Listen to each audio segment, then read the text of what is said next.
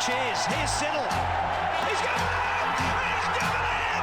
Taylor Siddle's got a hat-trick on his birthday! Gone!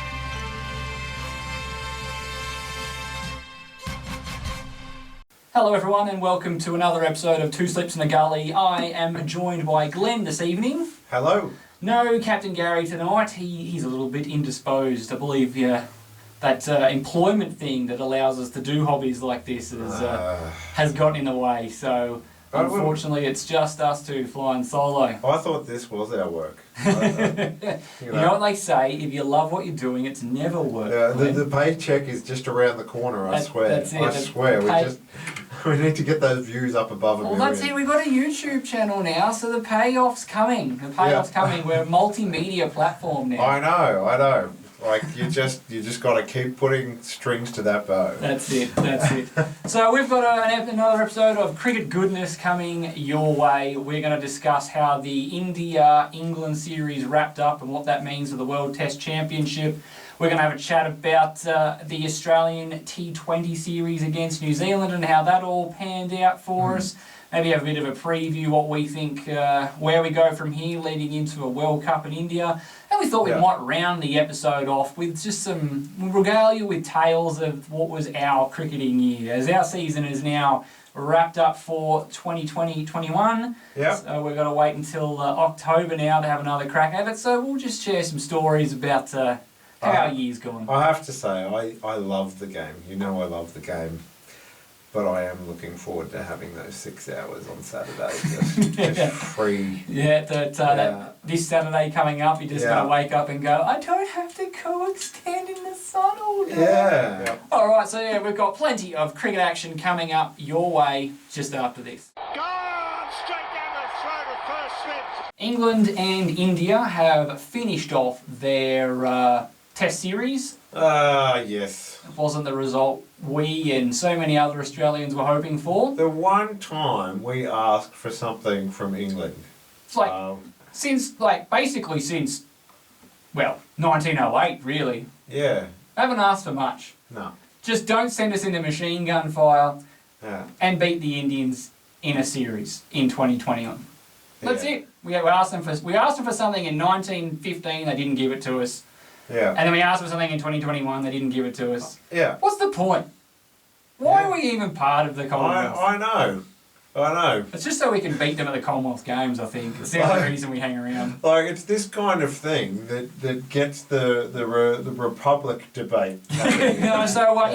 India absolutely got the job done, and I think the thing I like most about this test is that it was fair. It was a wicket that offered a little bit of everything to everybody. This is what we should have had 4 pitches exactly like this. It would have been amazing. It would have been a great series. It still was a pretty good series to watch. Well, not really, no. It was a gripping series, but it was just... What game was close? There was no real game that, England smashed them in the first game, and then India ended up smashing them in the next 3. But we did see some good cricket. I mean... Rishabh Pant, I must say, even though we were going for England, when he reversed Jimmy Anderson over the slips, you've got to give props to that. Yeah. I mean, the pure... audacity. The pure cheek of the man to even attempt that shot. It was no George Bailey at the whacker, but it was audacious. Yeah, it was. India very much got the job done. England batted first, scored 205. And then England had India really reeling for a bit there. I think they were 5 or 6 down for not a great deal, if I remember right. 6 for 146, looking like they're going to get things close to parity, and that's going to keep things in. And I'm going to say something that I know is going to rev you up. Rishabh Pant, given not out on an umpire's call LBW. Yep. That was taking a good chunk of the off bail. If I was in charge of the rules, Rishabh Pant wouldn't have scored that 100. Well and truly enough of that ball was hitting the bails. That should have been out. That changes the game. Absolutely. That's a completely different game. And credit's due, Rishabh Pant played a phenomenal innings, and he's turning into a phenomenal match winner that stands up when the chips are down for India. So I still can't say his first name. I think I'm adding a syllable, but you know who I'm talking. And Washington Sundar also chipped in with 96 and was left stranded again over 80, still chasing that first 100. They put the game well beyond reach, 365, and then they rolled England in the second innings for 135. Yeah. And really, there's not really a lot England can complain about. This is the sort of wicket that I would, if I was a touring team going to India, this is the sort of wicket I would expect. Yeah. It's something just a little bit there that your quicks can sink their teeth into early in the game, and then after 6-7 sessions, it basically turns into a sandpit, and then you've got to really rely on your ability to play spin, which is exactly what happened. Yeah. But if you have a look, Dan Lawrence got a 46 and a 50. Ben Stokes got a 50 and he batted for 121 balls. Yeah. Rohit Sharma came out when the going was still pretty tough, batted for 144 balls to get his 49. And then obviously you had Pant and Sundar that managed to spend a lot of time at the crease and score runs. I'll tell you what, that Washington Sundar is a thorn in everyone's side. He is a good player. I hope they can find a way to still include him some capacity.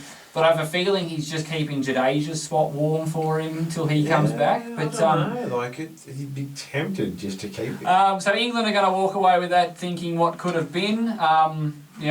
Really strong showing in the first test, and then obviously there was some controversy with the pitches. Which has sort of left a sour note, because what I've been saying the whole time, India put up a competitive pitch for the last game and still trounced England. They didn't need to resort to playing England out of the game with the conditions. Yeah. That being said, England, all through that order, have just some woeful techniques to spin. Yeah. I don't see how Johnny Bairstow can get picked for that England side for a long time. I've just realised that this is going to lead me to one of the arguments that I put in the back of my head because we didn't have time for it in one of the episodes. But it happened again in this test, right, to Dom Sibley. Now, I agree, Dom Sibley didn't have a great series either. But they've got those massive pads that they wear in close. Those great big, hockey-style shin pads. They're not even hockey-style, because that would be just shin pads. These things, come up to their knees. You're talking about that dismissal. And Sibley has smashed one. Yeah, he smashed one into the guy's leg. Now, I understand that you need to have the pads on, because these guys are... this is their livelihood, and if you get hit in the legs, it's going to break it, it's going to do permanent damage, insurances and all that kind of stuff. But there is a rule when the ball hits you in the helmet, right? If you're in close there, if the ball hits you in the helmet and someone catches it, dead ball. Dead ball. Now the same thing happened to Matty Wade at the end of the Adelaide test. It's different circumstance. He's gone down the pitch, swept it. It's hit the guy in the pad, just kind of died, and the guy grabbed it and ran him out. Yeah. Remember that dismissal. It's got to be dead with these pads. They've got to change that rule. Because, the fielder barely even felt that. Those pads must be pretty good. And it balloons so high in the air as well. Exactly. So is there going to soon be a technique where instead of shying away from the ball in close, you're going to lean back and try and kind of make sure that it hits your pads and goes up in the air? It's got in! Knocked him over! The pressure was too much! So we also, at the same time, were running a T20 series against New Zealand, which we've been talking about. Yeah. We managed to drag the series back to parity. Got it to 2-2 after going down 2-0.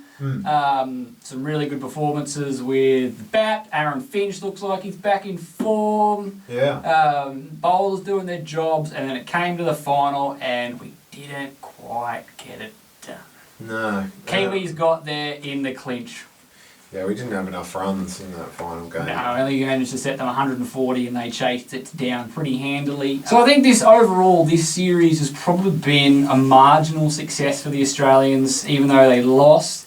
I don't think they tried enough things, considering that we sent a a youth squad over. The only real change we made was to bring Riley Meredith in, and we toyed around with the batting order with Philippi and Wade swapping positions. And we didn't get Tanvir Sangha a go. Didn't give Tanvir Sangha a go. I would have thought that if you're going to give him a go, it's got to be early in the series. Well, I think that was it. They were trying to get off on the front foot and start the series off well. Yeah. And then that didn't happen. It sort of tied their hands. They wanted to play, obviously, what they felt was their best side to win the series. So I'm glad hindsight's a wonderful thing. So I'm glad that they went that route. When this is the 11 that I think are going to win us the series, and it's just a shame for some of those guys that didn't get a run. Probably would have liked to have seen McDermott get a run, but I think he actually picked up an injury in the warm-ups of the last game. So So that probably ruled him out of that one. So I think there's some successes there. Ashton Agar's come back from injury and looks very good, heading into a series over in India. He's going to be important. Riley Meredith had 2 good games and 1 pretty ordinary one, so he's a guy that looks like we can add him to our stable of limited overs bowlers. It's going to be, thereabouts. I don't think he's quite ready for a full-time role as Warney would have us believe, but he certainly looked like he belongs at international level. Just maybe not quite one of the key contributors.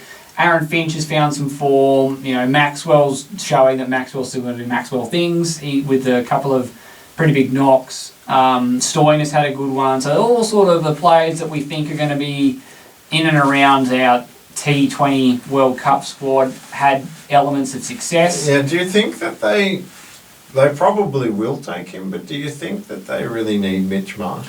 No. I know they're going to take him because they love Mitch Marsh, but I don't think so. And I don't even think in this case, at least, that it's a issue of quality.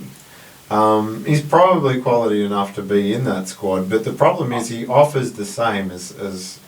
I don't think he's an all-rounder. He's not a batsman. Yeah. And we've got enough. There's enough players that we've got that will be batsmen, so you want him to be an all-rounder. And I don't think he's the best all-rounder. His bowling's not up to it. He's always injured. I don't remember the last time I've seen him bowl. He was injured in the IPL. I think maybe he bowled a couple of games in the Big Bash, and then he sort of pulled up injured again. Yeah. And so then he's just been on ice since then. And we're running into a World Cup now where one of our key all-rounders hasn't bowled a ball in anger. Will bowl maybe 10 balls in anger in the last year. Yeah. Isn't great. I would be taking Dan Christian 100% in Mitch Marsh's spot. Marsh is going definitely Christian. Definitely. There's Christian. not room for maybe a Faulkner or someone like that. Faulkner hasn't really contributed to I know. the Big Bash. I just really liked his start to the Big Bash. But I think they'll be looking with our bowling attack. They'll probably be looking for someone who's a bit more consistent with the bat. I don't think James Faulkner's hit a run since that ODI he won for us. That's true. So you're right. He's probably more reliable with the ball, especially being left arm, getting the ball to talk a little bit. And he's had some big series for Australia over in India. But I think you got Christian's batted at that 5, 6, 7-ish position, depending on the players for the Sixers. Has a couple of really big knocks. He's a guy that looks like I'm just going to go out there and swing from ball 1, and then. Does a job with the ball, hits the wide line Yorkers, bowls the slow ball, bounces, gets all that stuff done. You just get that sense of assuredness from Dan Christian. I think it just comes from playing so much cricket in so many different conditions. He's been there and he's done that. Nothing flusters him. He just knows what needs to be done. He doesn't always get it right, but you very rarely see him make a tactical error. But I'm liking roughly where we're getting to. I would like to see some more cricket under guys like Smith and Warner's belt, but they do have an IPL coming up, so hopefully there's some really big showings in that. Yeah. Get them into form heading into the World Cup. So I don't think we're going to win it. Yeah. I think that it's obviously going to be India's to lose. We will be surprised if we win it. Do you think it'd if we won a 2020 World Cup? Do you think it'd kickstart that form of the game? Even I know that we now do take it seriously, but there is still a bit of hesitancy. I don't think. I think it's about as kickstart as it's going to get. I mean, we've got a BBL, like a domestic tournament that's going pretty strong. I think all honesty, if we win it, it'll be a sense of relief, and it's about time. Not wow, we're good at this format. I think now we've gone past the whole. Yeah. We're treating it as a joke to. It's not quite the soccer World Cup. No. Where people start playing soccer because it's a World Cup year, and all those jerseys in 2 years' time are bargain discount bin at Lowe's or something. No, it's not quite that. I think we take it certainly as a populace more seriously than that. I do think it'll be more a relief. There's an expectation that we're Australia and we're good at cricket and we should be getting the job done. Yeah. More than a wake up call. I think we're about as awake as it's going to get. It's now just putting all those pieces together. Knocks him over with pace, real pace, right through the England captain. What a start for the Aussies. I thought, Glenn, we'd take the time to wrap up this episode by just having a bit of a chat about our cricket. Our cricket season came to a halt. Yep. Finished, all done, all over the weekend that's just gone. Yep. Unfortunately, the Bushrangers did not make the finals. No. We're adding to our storied history of not making semis. No. However, we did have a good year for us anyway. Yep. Lots of bright spots along with some not so bright spots. But, I do not think we came last. We did not come last. That's That's a first, and it sort of also goes hand in hand with us having won 2 games.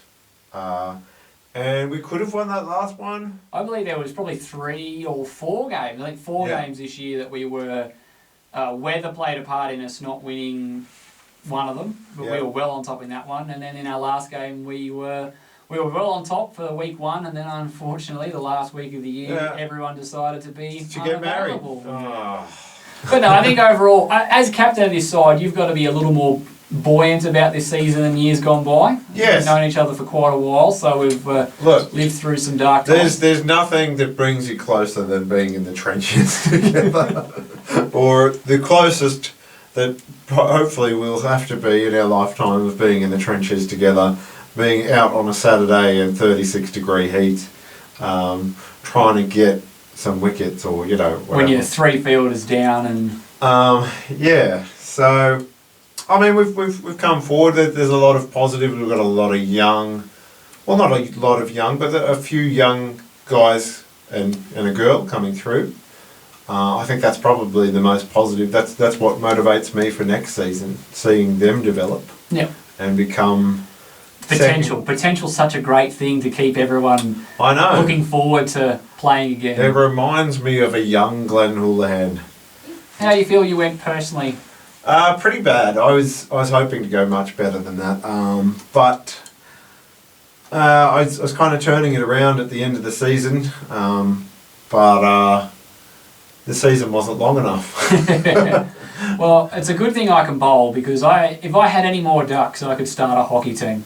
That's how bad I batted this year. Would you have selected Averman? The one with you knew it was coming. Just the duck that was all jokes and quips. Yeah, he would have made my side. Yeah, just for comic relief. Now I played really badly with the bat this year, much worse than I give myself credit for. I'm no top order batsman, but I do like to think of myself as being able to hold my own, and I did not do that. So a good thing I contributed with the ball. A bit. I was our leading wicket taker for most of the season until Marcus took his skirt off and started actually bowling at the stumps instead of trying to get people nicking off. I just couldn't get going this year. Couple of good knocks. But well, you were influential in scoring the runs we needed to chase down our second win. I mean, that's what I'm saying. Like I scored important runs. I was very good at identifying the runs that were important and not worrying about the ones that weren't. Thanks very much for joining us again, guys. If you want to watch the whole podcast, listen to the whole podcast, it is available on SoundCloud. It's available on Apple Podcasts, Google Podcasts, Good Pods, which is a fantastic social media podcasting app, which I recommend everyone gets, especially if you're a big fan of podcasts. So please, like and subscribe. Come and find us on Facebook, 2 Slips in the Gully, or Twitter, 2 Slips in the Gully. All the socials will be on at the end of this episode if you want to find your way. Get amongst the conversation. We hope you've enjoyed this episode, and we'll be back next week. Bye for now. Bye.